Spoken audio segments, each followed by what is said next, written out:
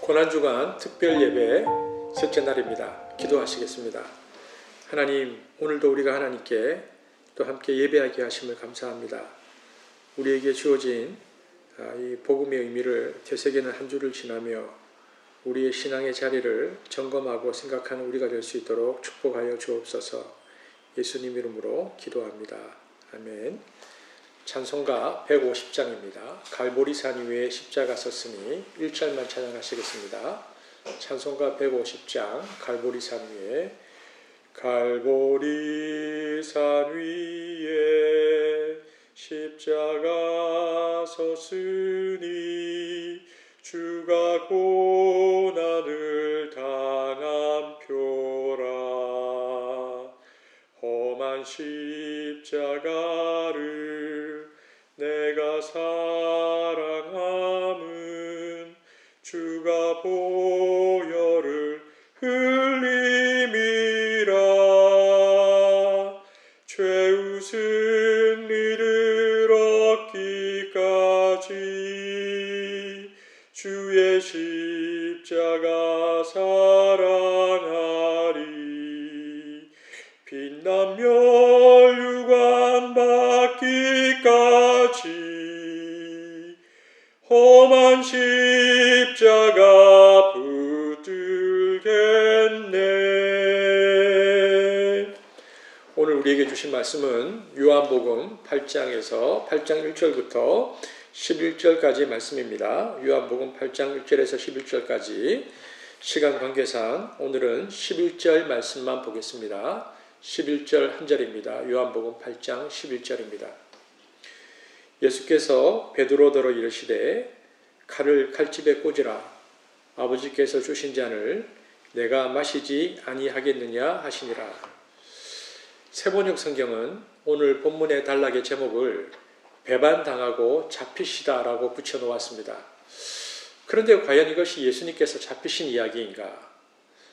600명의 군사들이 몰아닥쳤다 해도 깊은 밤중에 험한 기드론 골짜기에서 몸을 숨기는 것은 그리 어렵지 않았을 것입니다.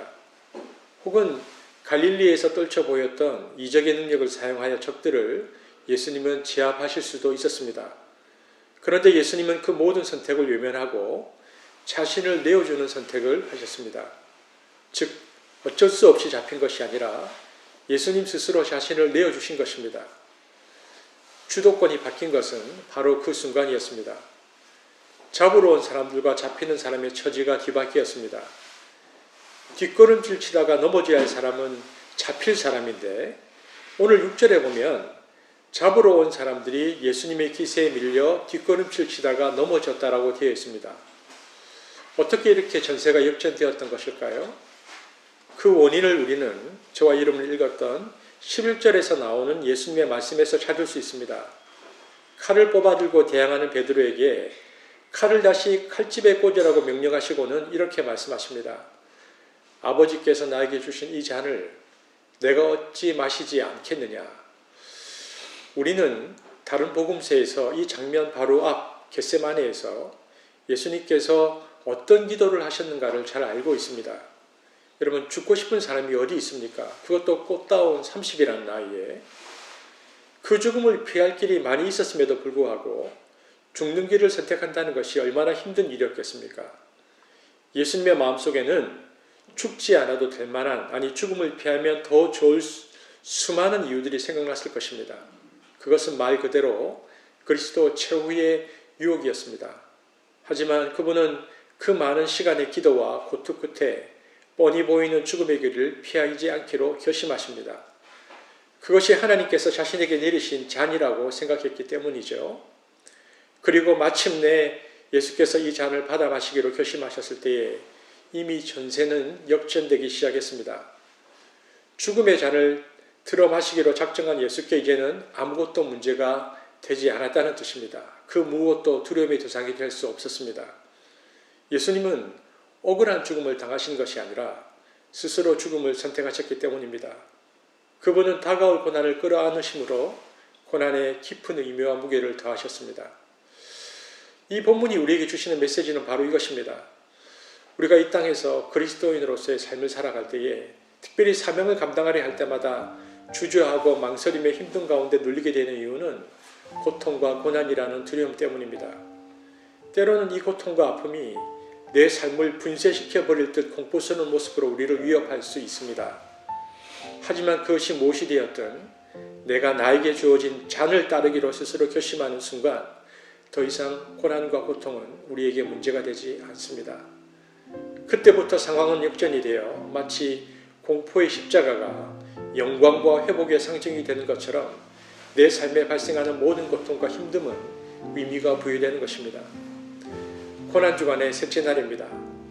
삶의 잔을 붙드는 영규의 첫 시간이기를 축복합니다. 그렇게 함으로 우리 삶의 모든 부분을 하나님의 뜻을 이루는 도구로 변모시키는 저와 여러분 되어지기를 주님의 이름으로 축복합니다. 오늘도 우리가 우리의 이웃들을 위하여 함께 중보하는 시간을 갖겠습니다. 우리 중보하시겠습니다.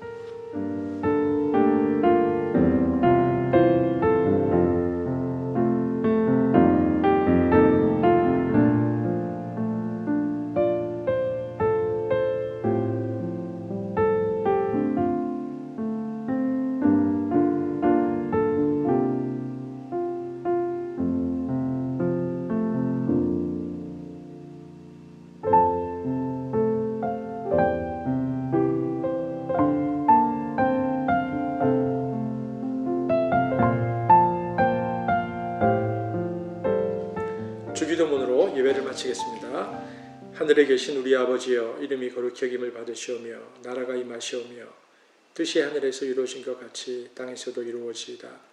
오늘 우리에게 일용할 양식을 주시옵고 우리가 우리에게 죄진 자를 사하여 준 것 같이 우리 죄를 사하여 주시옵고 우리를 시험에 들게 하지 마시옵고 다만 악에서 구하시옵소서. 나라와 권세와 영광이 아버지께 영원히 있사옵나이다. 아멘. 따스한 햇살과 같은 주님을 오늘도 누리시는 저와 여러분 되기를 축복합니다.